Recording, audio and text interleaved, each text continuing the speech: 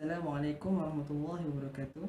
Pada hari ini saya dan dua orang rakan saya iaitu Tuan Nur Azmi dan juga Muhammad Hadi akan meneruskan pembentangan kerja khusus 2 JPI 1083 mengenai perbandingan perbezaan sistem Islam muamalat dan juga sistem konvensional.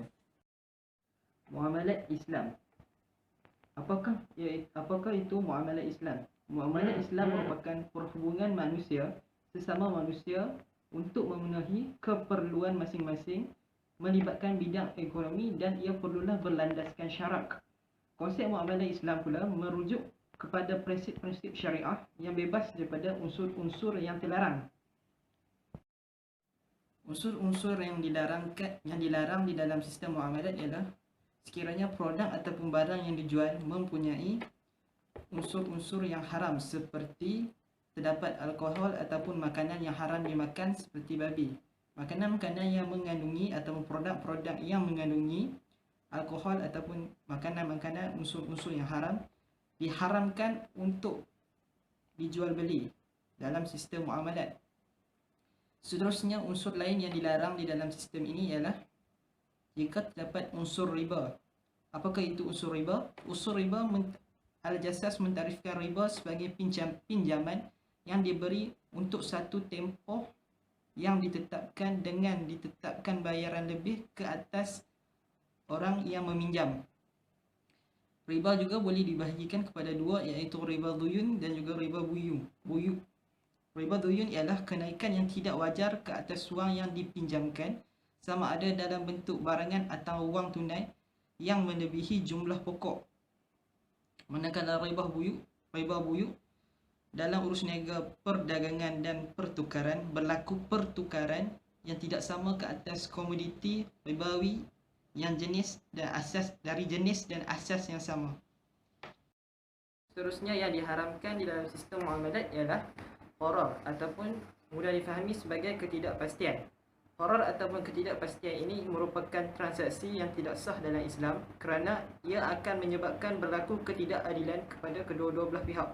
Hal ini kerana kualiti dan kuantiti produk itu tidak diketahui oleh pembeli.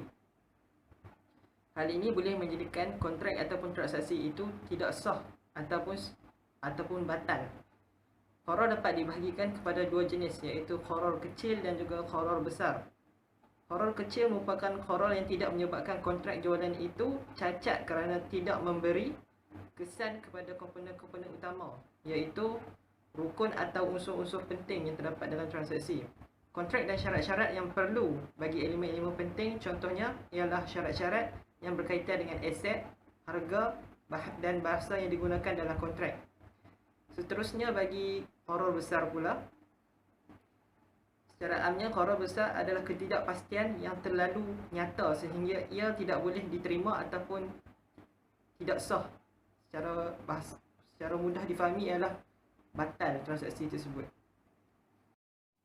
Dan seterusnya, unsur lain yang diharamkan di dalam sistem muamalat ialah jika terdapatnya unsur maisar ataupun senang mudah difahami sebagai perjudian. Islam melarang apa-apa saja bentuk perniagaan di mana keuntungan diperoleh daripada mencuba nasib dan bukannya daripada usaha sendiri. Oleh hal yang demikian, jika dalam transaksi ataupun dalam sistem muamalat ini terdapat unsur perjudian ataupun maisar, maka transaksi dan kontrak jualan ini akan batal dan menjadi tidak sah. Oleh hal yang demikian, sistem kewangan dalam Islam dan juga dalam pelaburan Islam mestilah bebas daripada unsur-unsur yang disebutkan sebentar tadi. Setiap pelaburan dan perniagaan adalah mengikut hukum Islam dan dipastikan tidak terlibat dalam aktiviti yang diharamkan.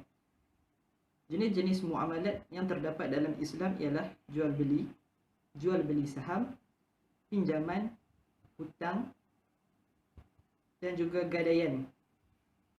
Muamalat juga mempunyai kelebihannya yang tersendiri. Sebagai contohnya, kelebihan yang pertama yang diperoleh oleh umat Islam sekiranya mengamalkan sistem muamalat Islam ialah memperoleh kekayaan dengan harta yang diridai oleh Allah. Sekiranya kita memperoleh harta yang tidak halal ataupun haram, harta itu tidak akan berkat jika digunakan. Selain itu, kita juga dapat mewujudkan masyarakat yang terhindar daripada melakukan perkara jijik. Seterusnya, orang yang membelanjakan hartanya pada jalan Allah akan mendapat keberkatan hidup di dunia dan di akhirat. Sekiranya kita tidak mengamalkan sistem muamalah Islam, sudah pasti hidup kita tidak akan diberkati dan tidak akan diridai oleh Allah Subhanahu wa taala. Saya akhiri pembincangan saya di sini dan akan bersambung pula kepada rakan saya iaitu Tuan Nur Azmi mengenai sistem konvensional dan seterusnya perbandingan perbezaan sistem muamalat Islam dan juga perbandingan sistem konvensional.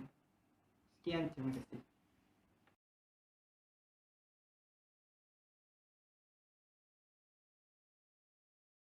Assalamualaikum warahmatullahi taala wabarakatuh.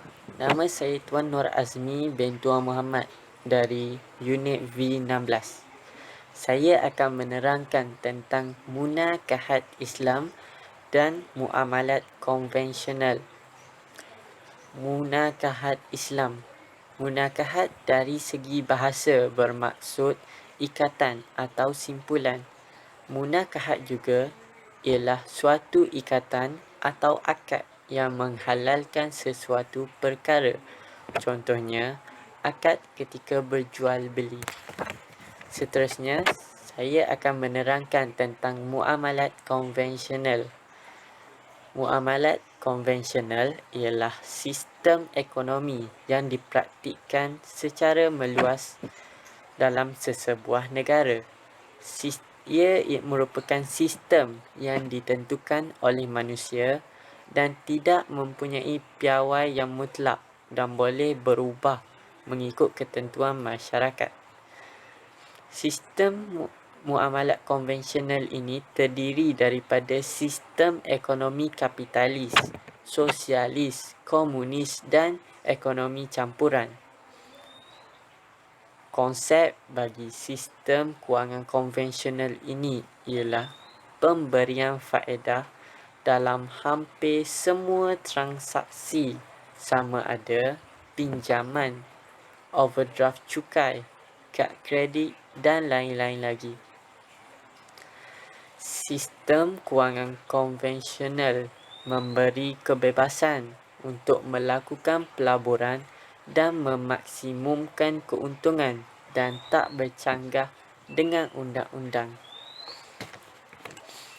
Antara unsur-unsur yang tidak ada dalam sistem ekonomi Islam tetapi ada dalam sistem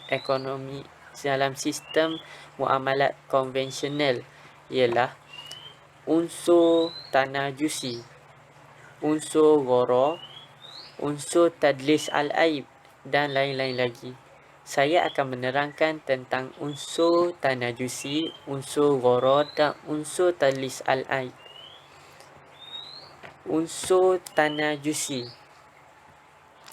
Al-tanajusi merujuk kepada suatu persepakatan sulit antara penjual dengan seorang pembeli pasaran supaya menunjukkan keinginan membeli dengan harga lebih tinggi, sedangkan sebenarnya pembeli tidak mahu membeli barangan berkenaan. Persepakatan ini bertujuan supaya orang lain terpedaya dan merebut-rebut ingin membeli, yang dengan sendirinya menaikkan permintaan dan penjual menikmati harga tawaran tertinggi. Hal ini akan menguntungkan penjual. Ini kadang-kadang berlaku di bursa-bursa saham dan disebut sebagai market manipulation by syndicates. Seterusnya ialah unsur gharar. Gharar merujuk kepada ketidakpastian. Dalam jual beli, ia merujuk kepada barangan yang tidak pasti wujud, harga yang tidak pasti, penipuan harga dan penipuan sifat jualan. Gharar menurut bahasa ialah risiko yang tidak diketahui berlaku atau tidak. Di kalangan ahli fiqh, terdapat pelbagai definisi, antaranya perkara yang tidak diketahui sama ada dapat diperolehi atau tidak. atau perkara yang meragukan di antara selamat atau musnah, atau perkara yang menjadi syak ragu sama ada dapat diperolehi salah satu daripada pertukaran barang, atau perkara yang tidak diketahui adakah sempurna atau tidak, atau sesuatu yang meragukan antara dua perkara yang tidak ketara salah satu daripada keduanya.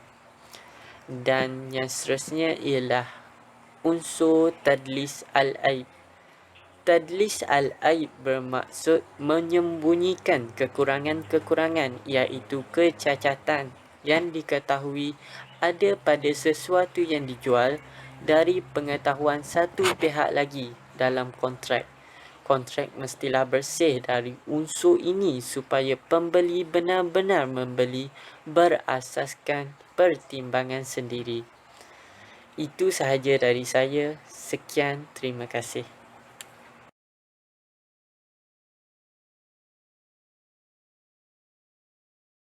Okay, Assalamualaikum dan salam sejahtera. Saya Muhammad Nur Hadi bin Muhammad Nurun dari V16 akan meneruskan pembentangan mengenai perbezaan muamalat Islam dengan sistem konvensional. Okay, dalam muamalat Islam ini, harga yang diletakkan pada suatu barangan itu adalah sebagai saranan kepada diri kita untuk mendekatkan diri kepada Allah Subhanahu Wa Taala. Hal ini bermaksud di mana harga yang diletakkan itu adalah berpatutan dan tidak membebankan orang lain. Okey, dalam kenyataan ini ia ada maksud yang lebih mendalam di mana harga yang diletakkan itu adalah untuk kepentingan kita dalam perhubungan sesama manusia, di mana kita perlu menjalinkan hubungan yang baik. Kesannya ini akan didapat apabila harga yang diletakkan itu adalah tidak melambung tinggi atau tidak membebankan orang lain, di mana mereka akan bersenang hati dalam urusan jual beli. Okay, dalam sistem konvensional pula, ia dinyatakan bahawa pengumpulan harta adalah sebagai matlamat hidup. Okay, dalam ayat ini dinyatakan adalah matlamat hidup mereka, matlamat utama dalam hidup mereka adalah mengumpulkan harta, di mana harga yang diletakkan pada suatu barangan itu mungkin akan melambung tinggi atau mendapat keuntungan yang sangat besar, di mana akan membebankan para pembeli dan orang lain. Okey. Dalam poin kedua pula ialah dalam muamalat Islam, urusan jual beli adalah berpandukan syariat Islam dalam setiap urusan yang dijalankan, yakni berpandukan Al-Quran dan As-Sunnah. Okay, sekiranya kita menjadikan Al-Quran dan As-Sunnah ini sebagai panduan, yakni kita tidak akan sesat dalam urusan jual beli ini khususnya. Okay, dalam sistem konvensional pula, ia mengabaikan tanggungjawab sosial, di mana urusan jual beli yang dijalankan itu adalah berasaskan hawa nafsu dan akal semata-mata. Ia tidak menjadikan Al-Quran dan As-Sunnah sebagai panduan dalam urusan jual beli ini. Okey. Kesannya di dalam urusan jual beli ini kita akan bersikap tamak dan lupa diri, sehingga kan kita lebih mementingkan keuntungan yang lumayan dan mengetepikan sikap keperimanusiaan. Okey, dalam poin yang ketiga pula, dalam muamalat Islam ini dinyatakan bahawa dalam setiap urusan jual beli yang dijalankan adalah bebas daripada unsur riba dan penindasan. Hal ini bermaksud dalam sistem jual beli secara Islam ini ia adalah secara halal dan diredai oleh Allah Subhanahu Wa Taala. Manakala dalam sistem konvensional ini pula ia berasaskan riba dan penindasan. Sebagai contoh, bunga yang dikenakan sangat tinggi dalam urusan jual beli kereta. Apabila kita meminjam duit daripada bank, bunga akan dikenakan sangat tinggi, melebihi ribuan.